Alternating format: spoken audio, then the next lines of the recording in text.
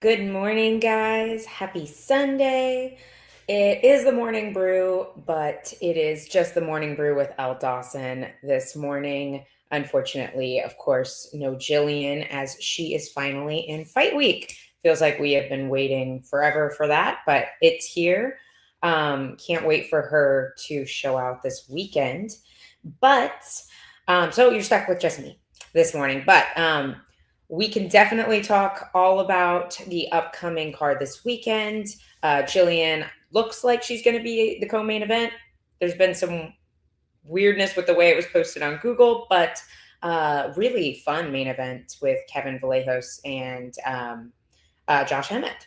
So I think that'll be a fun little fight night. We'll get into all that later, but right now we definitely have to chat UFC 326. So once you guys log on, hop in the comments. I definitely want to hear all your reactions. What a performance from Charles Oliveira against Max Holloway last night. Dave hit the nail on the head. We were chatting beforehand. And we talked about this a couple weeks ago. I alluded to the fact, did Max Holloway truly have the takedown defense that we thought he had, or was it simply that he had never fought a style that was as grappling heavy and as technical on the ground as a guy like Charles Oliveira? And I think we got that answer last night. He just had no answers for Charles. The body locks. Charles looked so incredibly strong, and there were definitely some moments on the cage where it didn't look like Max was doing the right things. But I'm wondering, I think he was trying to. I think he was trying to jack up the underhook. I think he was trying to get his hips low, but Charles just looked so solid and strong in the body lock positions. And Max just had no answer for that. Same once they got to the ground. Obviously, he was able to stay safe, avoid being submitted, but there was really no moments where Max was almost to his feet, or obviously he had the revert, kind of a reversal, more of just I think correcting the direction of the takedown on the way down. Charles took kind of a bad shot there in that last round, and we saw Max on top for a little bit. But I just, yeah, he had no answers for the grappling from Charles, and Charles looked pretty indestructible last night. I'm very interested to see what happens in the lightweight division right now. Obviously, there's so much up in the air. We have the big announcement of Ilya and Gaethje headlining the White House card in June. We've got Arman Sarukian doing God knows what. And we've got now Charles Oliveira making a case for himself to be back in title contention here in this division. There's a lot going on. So I think Charles obviously made a huge statement last night. We've definitely seen some commenting. I think mostly Conor McGregor talking about, oh, like that's not a BMF performance. And to be honest, this is why I'm not a huge fan of the BMF belts at all. I think if you're the best, you're the best, and the best gets a belt. And if you can't stop the takedown, you're not the best. So it's Charles put a heck of a statement on a guy like Max Holloway, who historically is just a nightmare matchup for a lot of guys. He had no answers for Charles, even on the feet. Charles looked so sharp and just, I think, more physical overall. And I think we saw that with Max Holloway when he first made the jump to lightweight, when he fought Dustin Poirier that first time. And I thought he had fixed that. He seemed like this move, like this permanent move to lightweight. He seems like he has put on the weight to be a true lightweight. But Charles looked insanely physical and just so strong.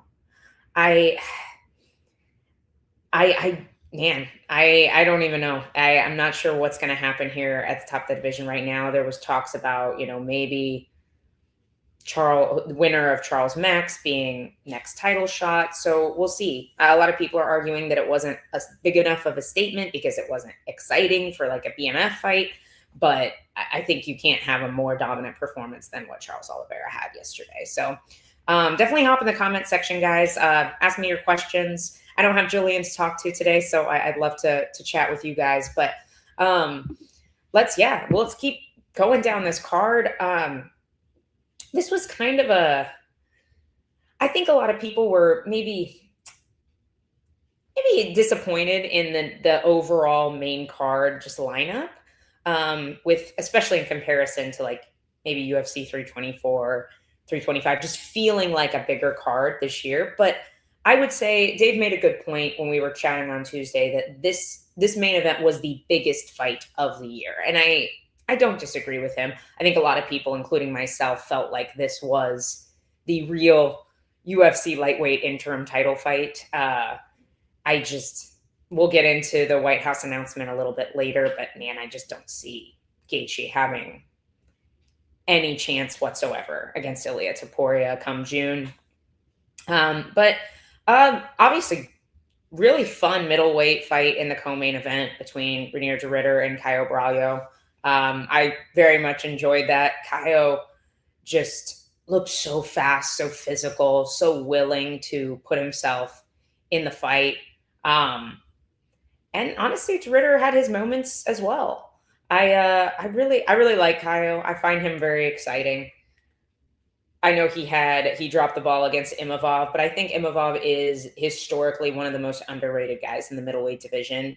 I'm not sure why he's still being so overlooked, especially with a big finish over a guy like Israel Adesanya. So I'm going to pull up the rankings right now and kind of see how I think this is going to play out. Obviously, we'll see some movement tomorrow when we get into the beginning of the week. We'll see some movement in the rankings, but at middleweight, I mean, I like the Dricus du Plessis call out. It is quite a big jump, especially considering you have, Sean Strickland up there. You've got Imavov up there, Brendan Allen with a really stellar performance over de Ridder recently. There's a lot of argument for the top of the division. There's also some strange, I don't even want to say it's a strange matchup, but it's a big jump. You have Joe Pyfer jumping all the way from number 14 to fight Israel Adesanya here coming up soon. And when is that? What's the date for that? It is March 28th. So that's coming up quite quickly. That's a big jump for Pyfer. I really like Joe Pyfer. I think he's very fun. He's got a lot of finishing ability. Super physical. Izzy, though, I think a lot of people have counted him out, getting finished by Imavov. But Izzy still has that fast twitch ability. He's so quick. He counters so well, and he still has that danger factor. And Pyfer has to be, he's got to be defensively very sound in this matchup. He can't overthrow. He can't overcommit to these big shots. Or he's going to put himself in danger with a guy like Israel Adesanya. So I'm really excited to see that matchup. I'd like to see Pyfer move his way up the rankings. I think he's an exciting prospect. There's obviously, you have Gregory Rodriguez just got his redemption, knocked out Bruno Ferreira. There's just a lot of fun movement in middleweight right now. I would expect Khamzat obviously has been somewhat inactive after winning the belts. I don't know that I can say that yet. Let's see. What date did he win the belt? Give me one moment, guys. Oh, yeah, August. Okay, we're like 6 months without him defending the belt yet. August, September, October, November, December. 7 months. So 6-7 months. So I'll give him a pass. He's a big guy, cuts a lot of weight, gets sick a lot. So we'll hopefully we'll see him soon. I would like to see him defend that belt. I don't know against who. You have Imavov, who has looked really good lately. Obviously, Sean Strickland just had a great performance against Fluffy Hernandez. I think there's a lot of interesting next title shots for him. Dricus needs to fight back, obviously, in the rankings after like just lost. So maybe Kaio and him does make sense. You have Fluffy out for a little bit, obviously, just fought. Izzy booked against Pfeiffer in a few weeks. Is Brendan Allen booked? I'm trying to remember. Let's see. Brendan Allen. Not yet. So Allen's not booked. Obviously, Strickland just fought. It does kind of make sense, especially if we are going to put Imavov in for a next title shot. You definitely could do. You could do Dricus and Kaio. You could do Dricus and Brendan Allen. If Khamzat is going to be out for a while, you could do Allen and Imavov fought. Obviously, Allen had some asterisks in his opinion for that performance. You know, he was sick. He wasn't lots of weird things happening in France. You could do that rematch, I suppose. You could also do Imavov and Dricus. Or you could do Imavov and Strickland again. That's a enticing rematch, I would say, because there was, once again, a lot of asterisks around that first performance. I think I'm going to sneeze. Sorry, guys. Oh, nope. Crisis averted. But like I said, there's a lot of really interesting movement at the top of middleweight right now. Just going down the card, I think Raul Rosas did exactly what he needed to do to beat Rob Font here, which is what a lot of people do to beat Rob Font, to get the takedown. The commentary team was not did not give a whole lot of grace to Raul Rosas for not doing more damage. And I don't disagree with them, but I give Raul Rosas a lot more grace because he's 21 years old. This kid, he is a kid, has grown up in the spotlight, grown up developing his MMA game in front of millions of fans. And that alone is very impressive. So I'm going to give him the grace that he's going to develop and correct that. I can't give Rob Font that grace. Dude's been around so long in this game, and we just see the same problems. We in that first round, we saw a glimpse of Rob Font evolving and actually getting back to his feet. Even if you don't get away, being on your feet is better than being controlled on the ground. You are so much closer to being in a not defensive position if you are on your feet, even if they have the hands locked. And then when he got to his feet in the first round, we saw him do everything but attack the hands, but attack the lock. Like, he was not trying to break the lock. He was trying to hit a switch. He was trying to reach through for the leg, everything but attacking the hands to break the lock. I'm not sure what the disconnect has been for Rob Font, and then after that first round, he's in his mind, he's like, oh, I didn't get away. I'm assuming this is the thought process. Oh, I didn't get away. I guess I'll try to sub him off my back now. He should have continued the path that he had in the first round with a little bit more intensity of actually trying to break the lock instead of do weird stuff like hit a switch. And it's disappointing to see him not make those changes for as long as he's been in the UFC and as long as he's been fighting. The way it seems to me when he's on his back and he's trying to fish through for what this rubber guard position may be, or an omoplata, gogoplata position, is he's probably hitting this stuff in the gym on much lower level guys. But that doesn't mean you should be trying to hit it on a guy like Raul Rosas Jr. I just don't think it was effective, and I think that showed last night. I think Rosas will continue to develop. Like, yes, he should have done more damage. He should have opened up a little bit more. There were some moments where it did look like Font was trying to create some space and maybe make it more difficult for Rosas to hold him down. So I understand wanting to settle that position. But I think he'll develop. this was a big step up for Rosas Jr.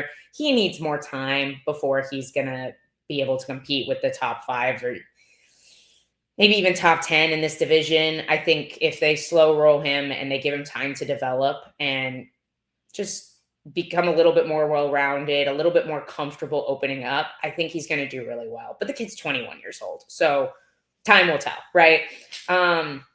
He did what he needed to do. Dude, I was so excited for Dober and Michael Johnson. I thought this fight was going to be amazing.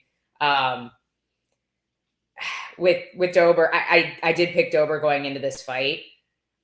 But man, Johnson is one of those guys, like, I feel like speed and reaction time is something that guys tend to lose with age. Johnson just doesn't seem to have lost that. He is such a fast guy. But Dober has one of the most insane chins in the UFC. I think that shows. He ate some hard shots from Johnson, and he's just a dog. He's just one of those guys that has unteachable power and toughness. So I love Drew. Drew is the nicest guy in the UFC, like hands down, just absolute sweetheart. So always happy to see him win. He's a Nebraska native, just like Grant. So stoked to see Drew get the win. Maybe we'll chat with him about having him on the show coming up. But yeah, I like to see him back in there, getting it done. Johnson, I think Johnson's one of those guys that can still compete with the young men, even in his 40s. It just, Scott said, my ex-coworker beat Dober many years ago in Nebraska. That's funny.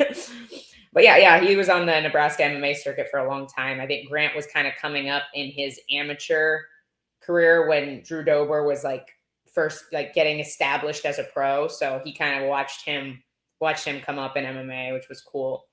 But yeah, I touched on this earlier. Gregory Rodriguez getting his redemption. Very quick knockout, Bruno Ferreira. I loved how this punch was placed. Bruno looked like he was here, and it was like he should have probably been safe. Because if you're here, you can usually come here. You can usually come here. But the way Rodriguez just wrapped around that arm and touched him like that, yeah, that was a crazy punch. And he only needed one. You could tell Ferreira was out before he hit the ground. Beautiful performance. I love Gregory. Who doesn't love watching either of these guys fight? Rodriguez is always must-see TV, and for a jiu-jitsu guy, gets an awful lot of knockouts. But Notorious Viet asked, do you think Durden and Brundage is getting cut? I don't know that Cody Durden and Cody Brown. There's a lot of Codys on this card. Cody Garbrandt, Cody Durden, Cody Brundage. I don't think Cody Durden and Cody Brundage are in the same boat. I think Cody Brundage has gotten some very favorable matchups and still dropped the ball. Meanwhile, I think they have just thrown Cody Durden to the wolves. He's done them so many favors. I know Cody Brundage also stepped in on short notice, but he stepped in on short notice against a guy that he should have beaten. And I just dropped the ball last night. Let's see. So Cody Brundage is 5-8 in the UFC now. And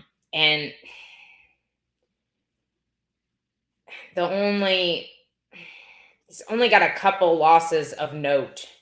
Olachechek, Bo. That's about it.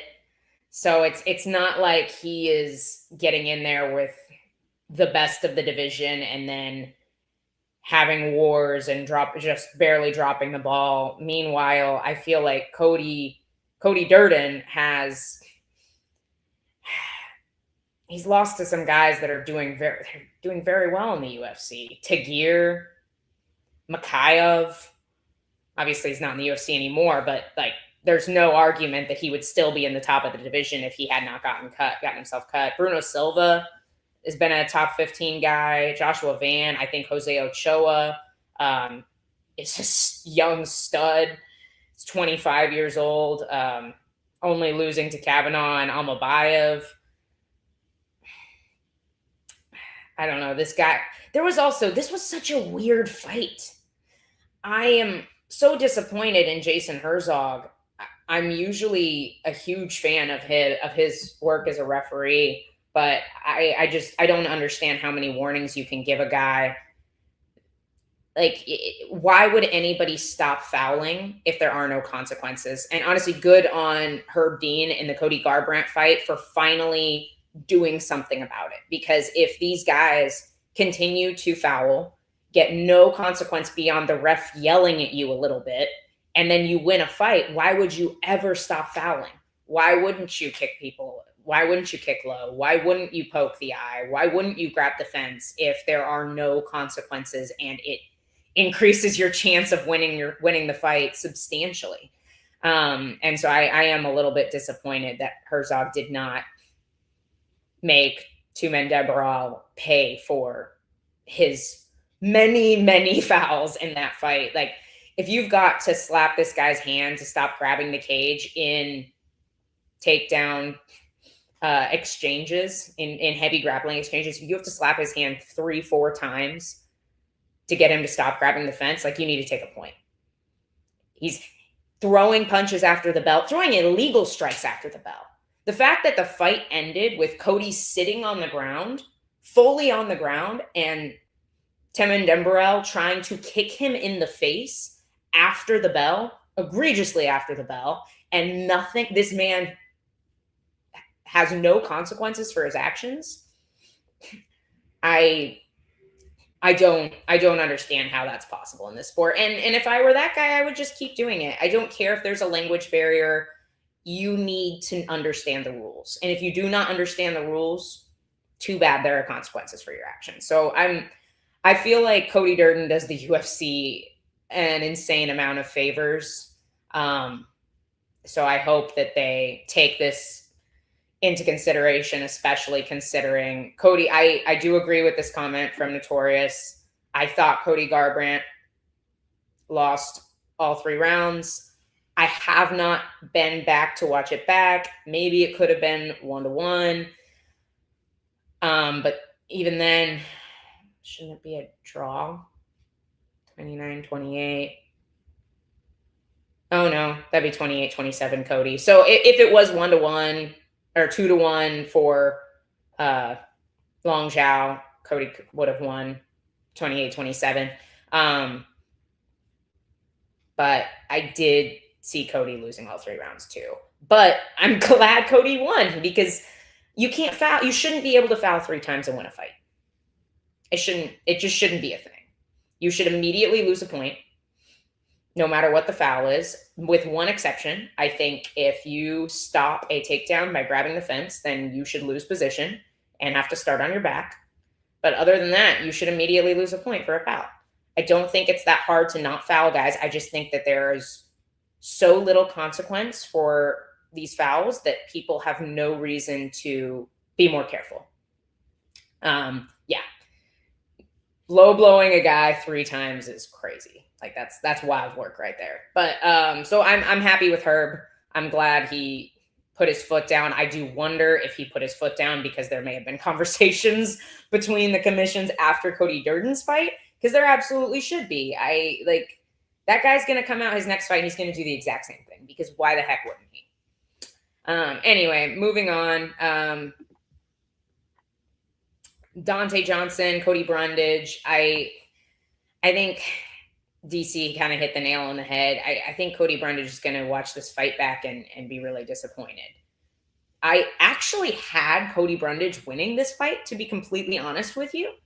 I thought he won 1-3.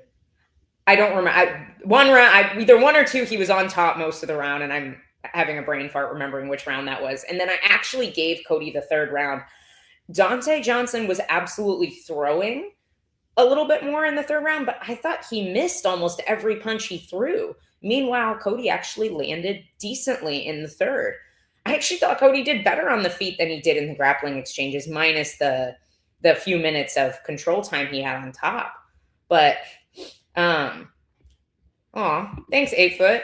Appreciate you. Appreciate having you here. Normally, Jillian Robertson, the Savage herself, would be here with me every Sunday morning. So, but she is in fight week. So please tune in later this week. I'm sure she'll be around. But yeah, I did think Cody Brundage won this fight, but I don't know that he did enough to keep his job. This was a super winnable fight for him. Whether he had gotten the decision or not, I could see him being at risk of losing his job regardless, unfortunately. I understand him also being a little bit tired, taking this fight on short notice. It happens. However, like Cody's a guy that trains at altitude in Colorado. I wouldn't expect him to be so tired. I don't know if this was like a, hey, your job's on the line, you have to take this fight. But I don't even blame him for taking this fight stylistically. I think this was a very winnable fight for him, like DC said, and he just did not pull the trigger and he did not make the right decisions. And I was unimpressed with Donte Johnson too, to be completely honest. I think we might see his ceiling in the middleweight division very soon. He's a very awkward style, and he absolutely is reckless in a very fun way. He's willing to throw, he's willing to be in the fight, but there's some big physical sharpshooters at middleweight, and there's some guys with some really high level grappling and control. And I think both of those are going to be problems for Donte Johnson moving forward. He lacks experience, and that's fair. Like, it's hard to grow up in MMA in the UFC. And we've seen that, like a lot of guys have had to kind of take a step back and reassess because they have gotten in early and had big moments early in their career. So I think Donte Johnson has some serious adjustments to make if he's going to last in this middleweight division. But yeah, who knows? I'm not sure. Cody Brundage is now 11-9-1 overall. Yeah, it's Brundage in some ways is a company man. I agree with 8 Foot said Brundage has answered the call each time. Yes, he is a company man like Cody Durden in some ways. Just usually when Cody Durden has answered the call, he has performed better. He's come out and had some dog fights with some, like, he was beating Jose Ochoa before he got clipped. Like, we see Durden come out and have great performances even when he loses. And Brundage, I don't know. I'm not seeing that necessarily at least in every fight. So we will see what happens. Maybe at middleweight, they need guys that are willing to step up short notice badly enough that they will keep Brundage around. We've seen people last longer, but I think it's a risky game to play in the UFC right now. We're seeing guys like, oh my gosh, what's his name? Fakhretdinov, who I think was undefeated in the UFC. Like, he got cut, so you never know. You never know if your job's on the line or not. So hoping the best for him and his family, but we will see. I have to touch on Alberto Montes. This is Jillian's teammate, and she told me before the fight that he has the most insane front headlock game she has ever seen. And I would tend to agree. Beautiful transitions to the front headlock. I'm going to have to do some deep dive film study on Alberto Montes's Anaconda because it looks insanely tight. And I want to see what that man's doing because it looks beautiful. I think Ricky Tercios is a very difficult puzzle. He's chaotic. He's wild. You get hit from weird angles. He's a dog. He has a heck of a chin. He'll eat a hard shot and throw 2 more back at you. And I think Montes in his UFC debut dealt with that chaos really beautifully. I like this guy a lot. Very interested to see his ceiling at featherweight. I don't really have a preference on who they give him next. I think he's fun. I really like him. I'm impressed with his striking, impressed with the submission danger and the transition to this Anaconda that he has. So I'm interested to see what's next for him. We touched a little on Cody's fight. I think I said what I needed to say. Feel for Cody. Cody's our boy. We love him. I think he is the ultimate company man. I hope the UFC appreciates that. So love Cody Durden. Hate to see it happen, but moving on. I've always loved Sumaderji. Sumudaerji is so fun for me to watch. I like a flyweight that looks like that and has his physicality and his danger factor is so fun. And man, he just looked levels above Jesus Aguilar in this fight. Man, he is, Sue has gifts, physical gifts, his length, his power, his sharpness. I love how he kicks. It's really a thing of beauty. And I think he fought beautifully. He fights tall, which sometimes can put you in danger if you're fighting like a really good grappler, if you are a tall guy. But he didn't really need to worry about that with Jesus Aguilar. He wasn't really taking super technical shots on the wrestling, and he would get in on the hips and then he'd stop. And so it just allowed Sue to go straight into these really beautiful throws and reversals that he did. He just had way too much for Aguilar here.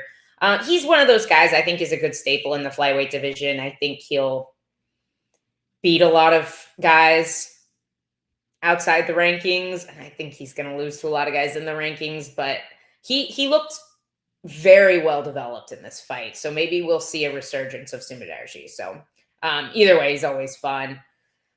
Obviously the light heavyweights, Tobias coming off Contender Series, just didn't quite look fluid and smooth enough to take on Nurgajai.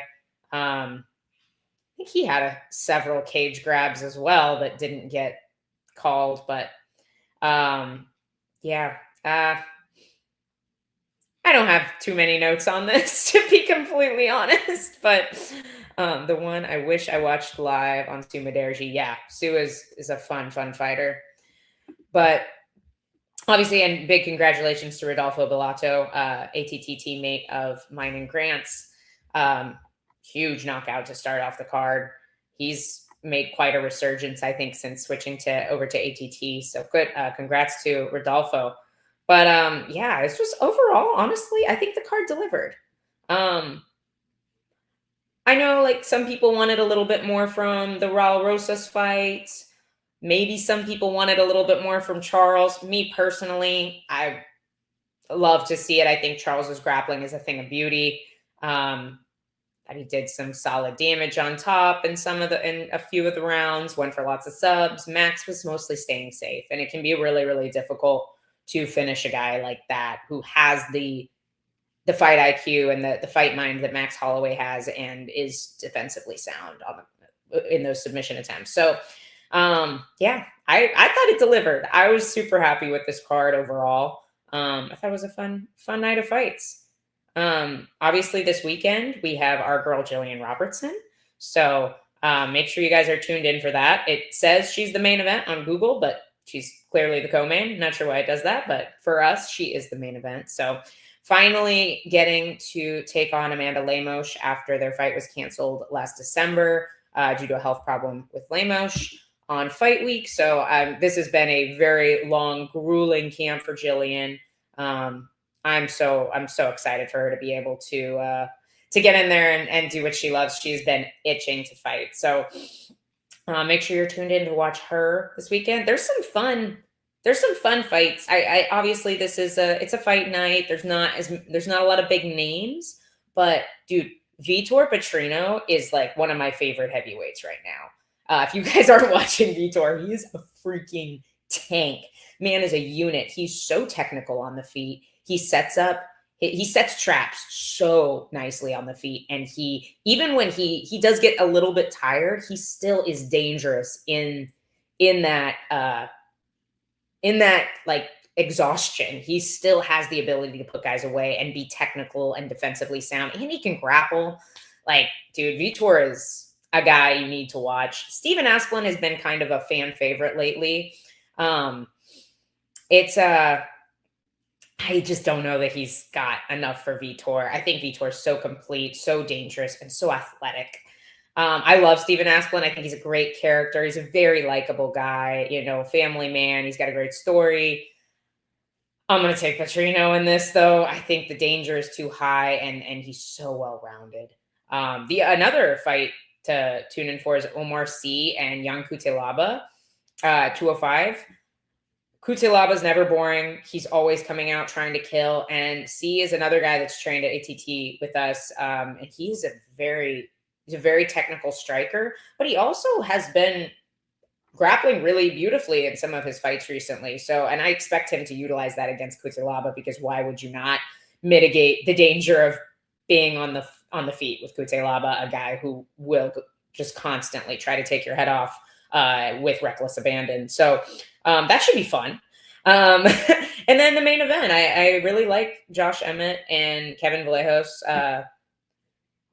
They're just both really fun guys. I think Emmett, he's definitely aging, but he still has that ability to deal with the guys that are not ready for the next step up. And so I think this is a good test for Vallejos. Emmett did not look himself against Yusuf Zalal. Zalal, I didn't expect that fight to end that quickly, although I did see Zalal possibly getting that done. And I don't know. I don't know if that was an age thing, if that was a off night thing, or if it was just a Zalal was on one and had a great game plan. I'm kind of leaning Kevin Vallejos here. We will see. Like I said, I think this is a very big test for him, but I think he's up to it. So Asplund has a huge cardio edge from Scott Mack. That very well may be the case. We will see. But we have seen Vitor slow down. He'll slow down and then still put guys away and still be defensive. And he can grapple. Like when he's tired, he grapples well. Like he knows where to rest and how to rest within the fight. So we'll see. I think it all depends if Asplund can deal with all the different tools that Petrino brings. We haven't seen him really be wrestled. So not at that level. So I'm interested to see. We will see, Scott. So if I'm curious, Scott, if you're picking Asplund or if you just have that little colostrum said, I can't wait to see Oral by versus Curtis.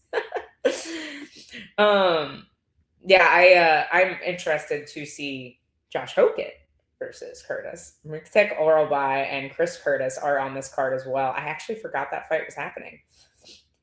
Oral by is one of those guys, like, him fighting Jack Hermanson was not on my 2025 bingo card. That was very bizarre. B is on this card too. But this is actually kind of a banger of a fight night as I'm looking at it. Always love Brad Tavares. Charles Johnson and Bruno Silva is a great freaking fight.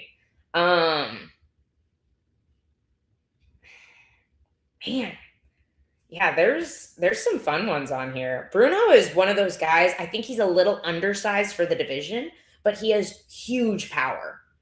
And he is one of those guys. Charles Johnson sometimes gets clipped, but he also sometimes clips people. So I really don't know who I'm picking in that.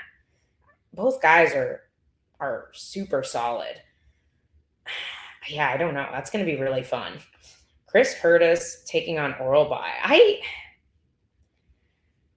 I don't really know what I think about this fight. Like, Oral By he is such a dog. And to see him put away Jack Hermanson the way he did last year, I'm torn. Very torn here. Curtis is one of those guys that he's got great boxing. He's very tight on the feet. I wonder if this, we'll see if long-term, if this move down is good for him. Obviously, like, he spent a lot of time at 85. He looked pretty good against Max Griffin, but split decision win over Max Griffin. Oral By has a lot of danger. I don't know. I'm kind of leaning Oral By here. But Colostrum, you said you're super excited for that fight. So tell me what your pick is. I'm interested to hear. Let me go back to the card for this weekend. Brad Tavares. Let's see. Velagioki fighting another guy I've never heard of. We'll see. He's a guy who might, his head might be on the chopping block as well. Bia Mesquita's on this card against Montserrat Hendon. Bia's a beast, guys. I like rolling with her. It's insane. Like, obviously she uses zero strength when I've rolled with her. It's all just technical smothering. It's the nicest I've ever been effed up in my life. I don't think people understand the level of grappling that Bia carries. It's insane. And she's crazy strong, super athletic. I think it's going to be a while before anybody can give her a real push in this division. I'm excited to see her keep moving up the rankings. Fera Rodriguez and Sam Hughes. Is that a rematch? Didn't they fight? Am I making that up in my head? I feel like they fought like years ago. They did. Rodriguez won in 2022. Interesting little rematch. I like Sam Hughes. She's a dog, and she understands how to win fights. She has a lot of split decisions on there. She's had a lot of close fights. People I think she's better than, but I feel like Sam is she understands how to make in-fight adjustments, and that is a really, really nice skill. So yeah, I'm kind of stoked for this weekend. This is there's a lot of good and a lot of good announcements. Waldo fighting Volkov. Okay. All right. I'm all for movement in the heavyweight division. I want Hokit to come in and just blow through Curtis Blades and shake up the rankings. I don't know if he's ready for that step up, but I want to see it. I really hope we see some more interesting movement at heavyweight, because it's just been so stale, guys. That's why I'm so excited about a guy like Vitor Petrino. Scott Max says Asplin landed 170 significant strikes last fight in 2 rounds. So if the fight gets to round 2, it could be interesting. Asplin's weakness is on the ground. I think that's a good assessment, Scott. We have to see if Petrino can handle the volume. If he does slow down. But like I said, I think he knows how and when to rest, which is a really good skill. It makes you more efficient, even if you are a guy that doesn't have unreal cardio. So I'm interested. Colostrum says Bia is going to go far at bantamweight. She deserves a ranked opponent next. Elle, can you imagine Bia versus Eileen Perez on the ground? Oh, I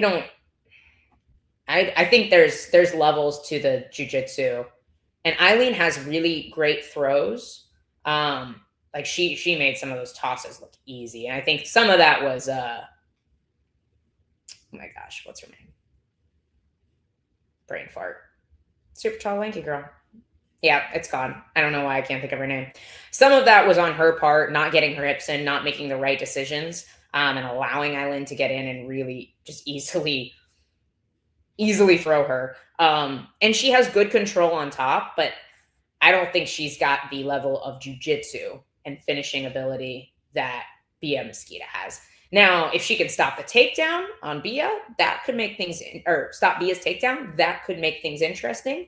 I think if it hits the ground with Bia on top, though, I think Bia takes that. Why don't Walter Walker ever fight anyone good? He's too busy grappling guys with no legs. Dude, Walter's new too. Like, trust me, I want to see the division get shaken up, but I also want to see these young guys get developed and us be able to have a good heavyweight division again. Because right now it's the worst. But I mean, he's 15-1, which is still new. 4-1 in the UFC. It's also not his fault that Muhammad Usman pulled out of the fight. So it's like, that's not really on him. I feel like that was a step up. And then obviously Louis Sutherland was just the guy that was able to replace him on short notice. Marcin Tybura is a big step up. Like, number 11 is a big step up. So it's not like yeah. It's not like he's getting super, super well taken care of. I think he's being developed in a reasonable path. So we'll see. I think he'll be fighting a ranked guy next. So he's booked to fight. Obviously, he was booked to fight Tybura on March 28th. So I expect that to change quickly for him. And obviously it's changing for Hokit is getting a real big step up after what few. Yeah. I think he's out of that fight, but I'm saying he was booked to fight Tybura. No, Colostrum, I think, has it right. He got hurt. So we'll see. Tyrell Fortune versus Tybura. This is the replacement. I had not seen this yet. It's interesting. But Tyrell Fortune.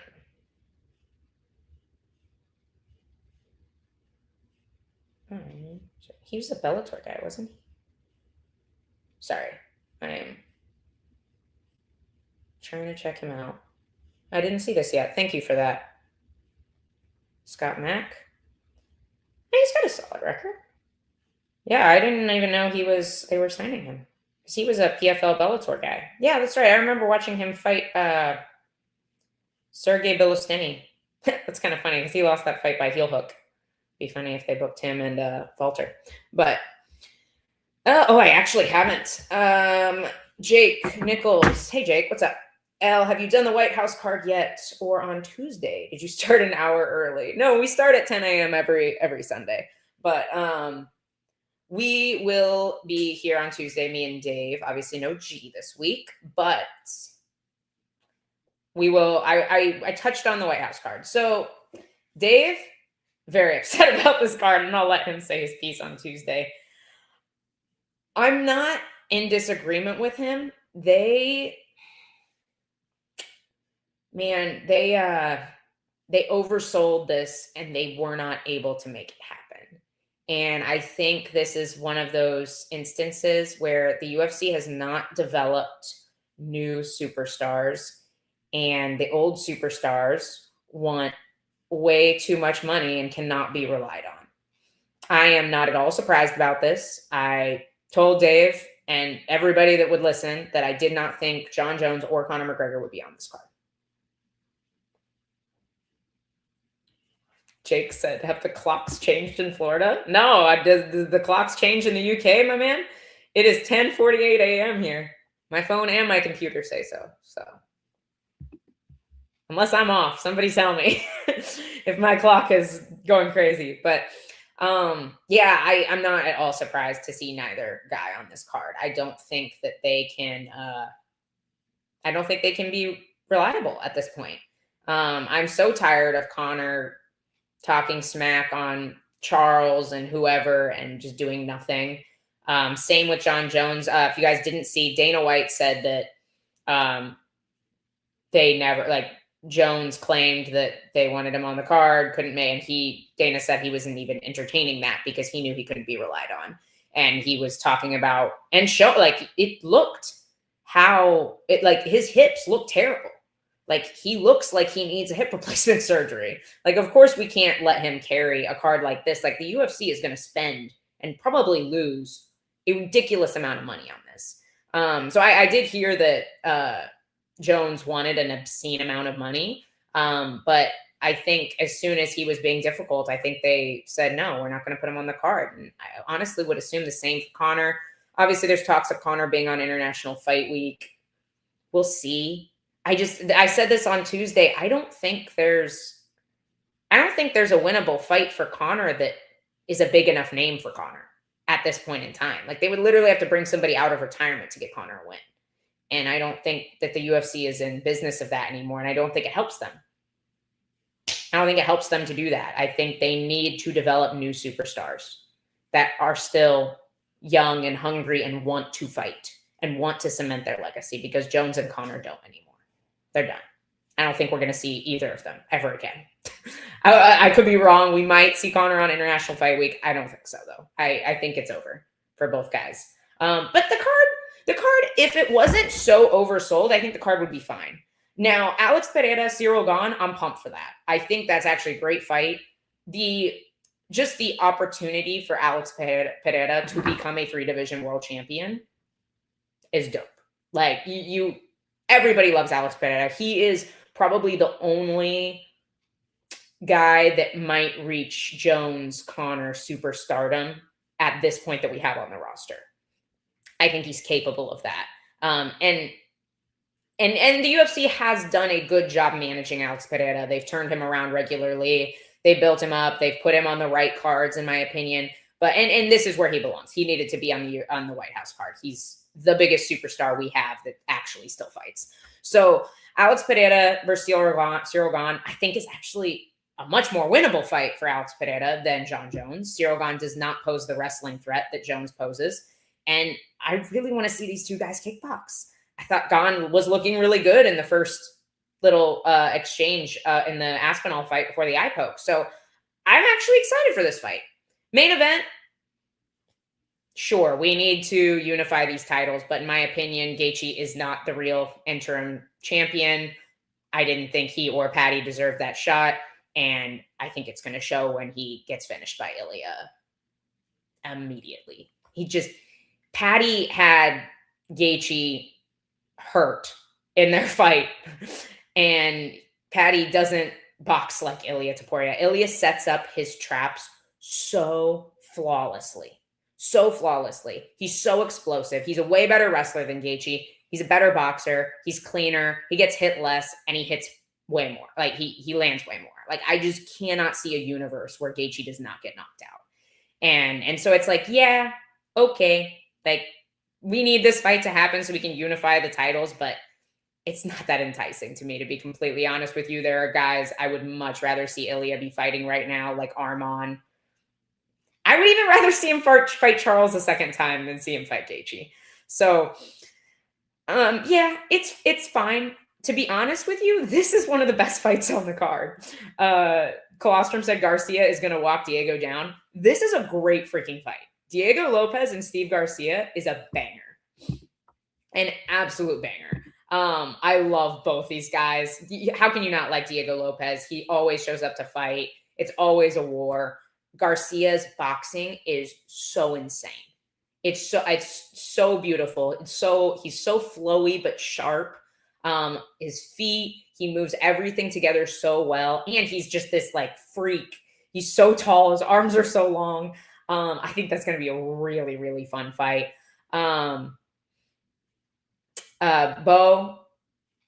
Bo is fighting Kyle Dawkins. I don't think this is the fight that Bo wanted, but he was willing to play ball with the UFC. I'm pretty sure Bo has been calling out Colby Covington, and I'm pretty sure Colby Covington said he would fight Bo, and then probably is pulling the same crap that Conor and Jones pull all the time, but without the legacy to be able to do that and get away with it. So I would assume Colby didn't want to play ball, and that's why this fight is happening instead.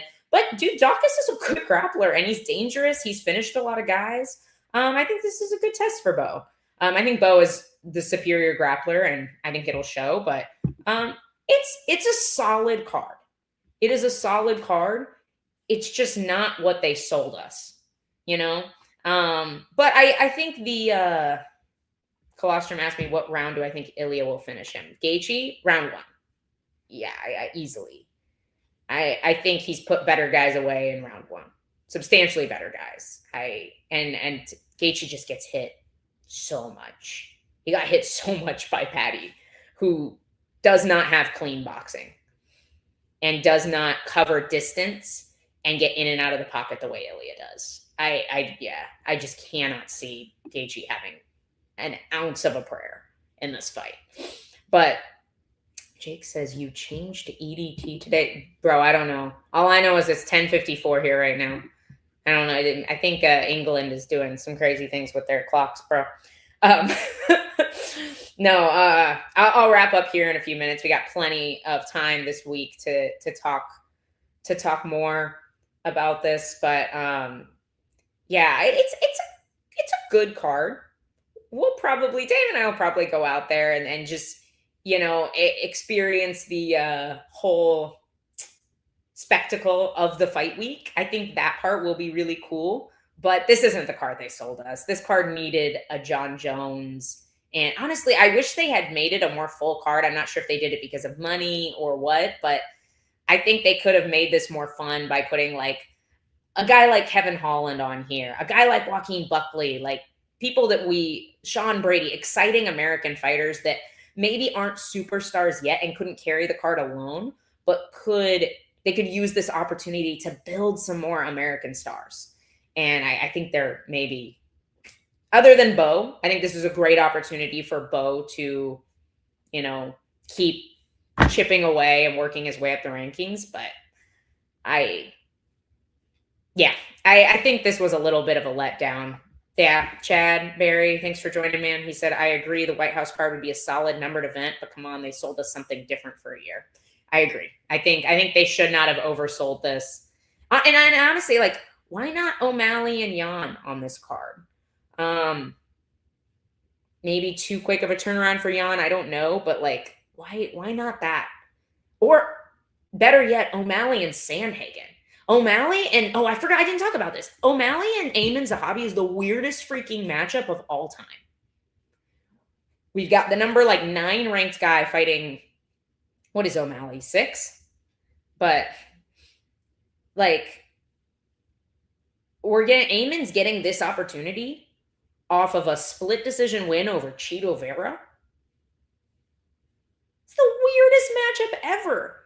O'Malley and Corey Sandhagen would have been, I know Corey lost a title fight recently, but it just makes so much sense. It's such a banger of a fight, and it's two American stars that are beloved by all. I just feel like there were so many better matchups, and maybe they just didn't have the budget to make the guys they wanted to play ball, and that's why, or maybe they put all their eggs in the Conor basket, and when that fell through, they just didn't have anything else to carry the card. I don't know what happened, but yeah, Talbot on this card would have been good too. Jake says it sucks from what they've been telling everyone. Yeah, I agree. I think it would have been fine if it wasn't oversold so much. But somebody asked a really good question that I don't have time to answer. Colostrum said, if you could pick who you would like to see headline 328, let me think on that, Colostrum, and I'll give you an answer on Tuesday. So you can tune in on Tuesday. But it's been almost an hour. I talked to myself for an hour. So thank you guys for joining in on the comments, because you make it way less lonely. Appreciate you. I am going to wrap up here, guys. But definitely Tuesday, 1 to 3 p.m., we'll be back with our live show as per usual. We'll do lots of previewing on Jillian's fight this weekend. Hopefully we will have her on Saturday night post-win for a little live. And we'll see you guys later. Love y'all. Thank you for tuning in. See you soon. Bye.